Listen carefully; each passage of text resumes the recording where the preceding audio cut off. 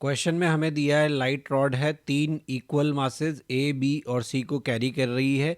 हमसे पूछा है velocity of be in the vertical position of rod क्या होगी अगर इसे हॉरिजॉन्टल पोजीशन से रिलीज किया जाता है, जैसा कि डायग्राम में दिखाया है। तो देखिए, जिस तरीके से हमने वर्क पावर एनर्जी में मैकेनिकल एनर्जी कंजर्वेशन लगाया था, work done by non conservative और एक्सटर्नल फोर्सेस जीरो के लिए, उसी तरीके से यहाँ भी work done by external forces torque and work done by torque of non conservative forces zero के केस में हम कहेंगे कि मैकेनिकल एनर्जी जो है वो कंजर्व रहेगा, यानी के इनिशियल यू इनिशियल बराबर के फाइनल यू फाइनल होगा। जब हॉरिजॉन्टल पोजीशन से छोड़ेंगे तो तीनों मास रेस्ट में होंगे। पोटेंशियल एनर्जी क्या होगी इनकी, तो जैसे पहला वाला जो हमारा पार्टिकल है वो वहाँ से यहाँ घूम कर आएगा, ठीक है, तो लॉस कितना होगा पोटेंशियल एनर्जी का। अभी हम मान लेते हैं कि ये ज़ीरो रेफरेंस है, ठीक है, तो पोटेंशियल भी क्या हो गई, ज़ीरो हो गई।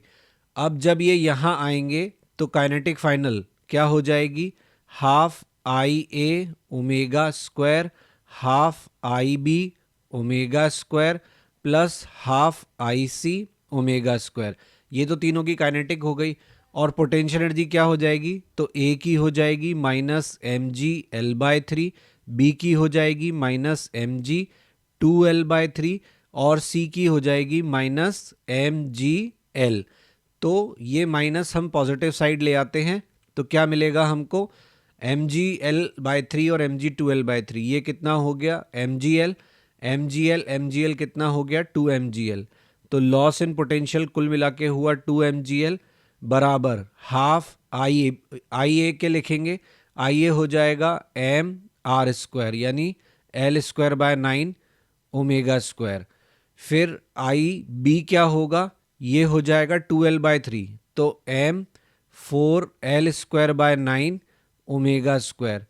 सी के लिए क्या लिखेंगे, हाफ एम, इसका डिस्टेंस कितना हो जाएगा, तो इसका डिस्टेंस हो जाएगा एल, तो हम लिखेंगे half M L square omega square. तो यहाँ एम कैंसिल हो जाएगा, ठीक है, और क्या मिलेगा हमको, तो इसे सॉल्व करेंगे तो ओमेगा का वैल्यू मिलेगा √36g अपॉन 14l।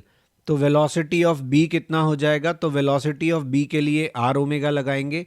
बी जिस सर्कल में घूम रहा है, जिस पाथ पे चल रहा है, उसका रेडियस कितना है 2l by three into √36g upon 14l। तो सॉल्व करने पर ये आएगा √8gl/7। तो यहाँ हमने देखा कि loss in potential energy is equal to gain in kinetic energy हमने लगाया है, और काइनेटिक एनर्जी कौन सी लिखी है, रोटेशनल काइनेटिक एनर्जी। ध्यान ये रखना है कि रोटेशन में इन सब की ओमेगा क्या रहेगी, सेम। अब दूसरा सवाल है, उसमें दिया है रोटेशनल काइनेटिक एनर्जी एक बॉडी का इंक्रीज किया जाता है 30%, तो percentage increase in its angular momentum हमसे पूछा है। तो हमें पता है कि काइनेटिक एनर्जी का मोमेंटम के साथ क्या रिलेशन है, एल स्क्वायर अपॉन टू आई। तो हम क्या लिखेंगे, यहाँ पे हमको दिया है 300% है, तो मान लेते हैं पहले हमारा इनिशियल के था और इनिशियल एंगुलर मोमेंटम था, बाद में के को हमने 3% इंक्रीज कर दिया, यानी ये हो गया 4 टाइम्स। तो हमारा जो एंगुलर मोमेंटम है वो कितना हुआ, एल फाइनल।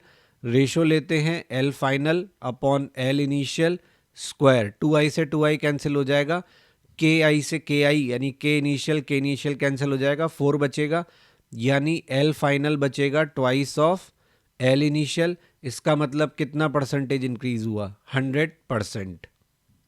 अब हम बात करेंगे रोलिंग मोशन की। रोलिंग मोशन क्या होता है, basically it is the combination of translatory motion as well as rotational motion. तो जब कोई बॉडी दोनों मोशन साथ करती है तो हम कहते हैं कि वो क्या कर रही है, रोलिंग मोशन कर रही है। इस केस में आपकी बॉडी की जो टोटल एनर्जी होती है वो ट्रांसलेशनल काइनेटिक एनर्जी और रोटेशनल काइनेटिक एनर्जी दोनों का सम होती है। जैसे कि यहाँ आप देख रहे हो रोलिंग विदाउट स्लिपिंग, जिसको कि हम प्योर रोलिंग कहते हैं। तो देखिए आपका जो सेंटर है वो VCM से चल रहा है, इसलिए सभी पार्टिकल्स की वेलोसिटी क्या होगी, VCM तो सभी के पास होगा, क्योंकि सेंटर ऑफ मास जिस वेलोसिटी से चलेगा सभी पार्टिकल्स को उसी वेलोसिटी से चलना पड़ेगा। साथ ही बॉडी रोटेट कर रही है किसके अबाउट, सेंटर ऑफ मास के अबाउट। तो रोटेशन के कारण क्या होगा, सबको आर ओमेगा भी मिलेगा, लेकिन आर ओमेगा का डायरेक्शन पोजीशन के हिसाब से अलग अलग होगा। तो इसको प्योर रोलिंग क्यों कहेंगे? अगर स्टेशनरी सरफेस के ऊपर ये बॉडी प्योर रोल कर रही है तो इसका मतलब पॉइंट ऑफ कांटेक्ट किस में रहेगा? रेस्ट में। और बी पर हम देख सकते हैं VCM राइट में था, आर ओमेगा लेफ्ट में था, तो इन दोनों का नेट क्या आएगा? 0। तभी हम कहेंगे कि रोलिंग हो रही है। तो इस केस में ए की वेलोसिटी क्या हो जाएगी? डबल। ई की वेलोसिटी क्या हो जाएगी? √2 टाइम्स। एफ की वेलोसिटी क्या हो जाएगी? √2 टाइम्स। डायग्राम से आपको क्लियर है? रोलिंग काइनेटिक एनर्जी लिखेंगे तो वो क्या हो जाएगी? मैंने बताया था ½ mv² प्लस ½ I⍵², दोनों काइनेटिक एनर्जी का सम हो जाएगा। एंगुलर मोमेंटम इसका सबसे इंटरेस्टिंग है। Angular momentum of a body in combined translatory, translation and rotational motion. तो कोई बॉडी अगर आपकी कंबाइंडली मोशन कर रही है, रोलिंग मोशन कर रही है, तो उस केस में एंगुलर मोमेंटम बॉडी का कैसे लिखेंगे? तो देखिए, आपको मान लीजिए कि कहा पॉइंट पी के अबाउट आपको एंगुलर मोमेंटम लिखना है जो कि आउटसाइड द बॉडी है। तो आपको क्या करना है? पहले सेंटर ऑफ मास का एंगुलर मोमेंटम लिखना है। किसके अबाउट? इसके बॉडी के अपने सेंटर ऑफ मास के अबाउट जो एंगुलर मोमेंटम है वो लिखना है। फिर आपको सेंटर ऑफ मास का एंगुलर मोमेंटम रखना है with respect two point P. तो यहाँ पे आप सेंटर ऑफ मास को एक पॉइंट की तरह ट्रीट करोगे, उसकी वेलोसिटी, उसका मोमेंटम, तो वहाँ से आप angular momentum of centre of mass लिखोगे। ये हुआ ट्रांसलेटरी मोशन के कारण। और जो बॉडी का अपने सेंटर ऑफ मास के अबाउट रोटेशन है उसके कारण एंगुलर मोमेंटम लिखोगे तो वो हो जाएगा I ओमेगा। यहाँ पे LCM क्यों लिखा है? ये बता रहा है कि I ओमेगा में I क्या लूँगा? ICM omega. क्यों? क्योंकि I जो है वो कौन सी एक्सिस के अबाउट लेना है? सेंटर ऑफ मास के अबाउट। तो यहाँ हमें मिलेगा L = mvCMR plus I omega. जैसे कि इस केस में हमारा एक ब्लॉक है जो स्लाइड करता हुआ जा रहा है, ये स्लाइडिंग है, इसमें रोटेशन नहीं है। तो क्या होगा? अगर हमसे कहा कि एंगुलर मोमेंटम अबाउट O लिखो, तो हम सेंटर ऑफ मास के ट्रांसलेटरी मोशन के कारण एंगुलर मोमेंटम लिखेंगे। एंगुलर मोमेंटम में भी हम वही फंडा लगाएंगे जो हम टॉर्क में लगाते हैं, या तो R परपेंडिकुलर P कर दीजिए या R × P परपेंडिकुलर कर दीजिए। तो हमने सेंटर, यहाँ जो मोमेंटम था लीनियर मोमेंटम, उसकी लाइन को आगे बढ़ाया तो हमें मालूम पड़ा कि O से परपेंडिकुलर डिस्टेंस कितना है? H। तो H हो गया परपेंडिकुलर डिस्टेंस और सेंटर ऑफ मास का मोमेंटम हो गया mvCM। तो एंगुलर मोमेंटम की वैल्यू अबाउट O कितनी आ गई? mvCM/h।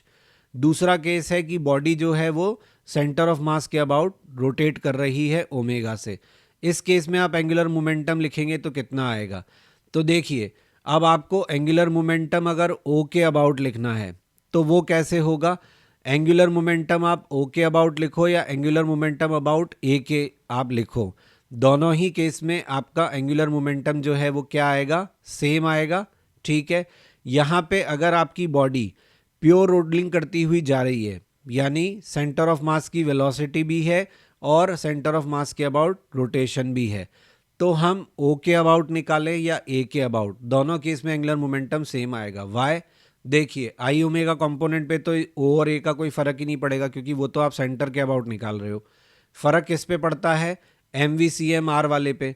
तो आप देखो कि आप अपने सेंटर ऑफ मास के मोमेंटम की लाइन को बढ़ाओ तो भी परपेंडिकुलर डिस्टेंस R रहेगा, और अगर आप अपना एक्सिस O से उठा के A ले जाते हो तो भी परपेंडिकुलर डिस्टेंस क्या रहेगा? R रहेगा।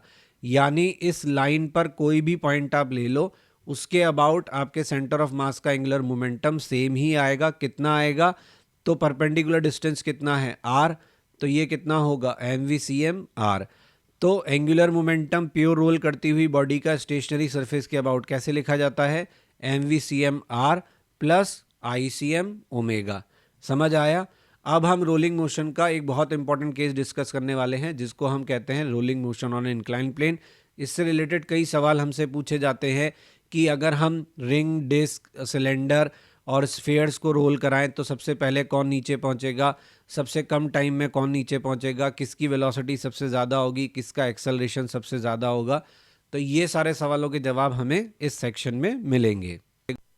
Please like, share and subscribe my channel. Press bell icon for important notifications and update, ताकि टाइमली आपको सभी इंपॉर्टेंट अपलोड्स मिलते रहें। आप हमारा ब्लॉग भी विजिट कर सकते हैं, दैट इज़ क्वेश्चन नहीं बनता blogspot.com, जहाँ पे आपको सभी लेक्चर्स के रिटन फॉर्मेट में जो नोट्स हैं वो अवेलेबल हैं और क्वेश्चंस के सोल्यूशन अवेलेबल हैं। आपको कोई सजेशन है तो आप मुझे मेल कर सकते हैं, मेरा मेल आईडी यहाँ दिया हुआ है। फेसबुक पेज और इंस्टा पे आप टिप्स ऑफ द डे के लिए ज्वाइन कर सकते हैं।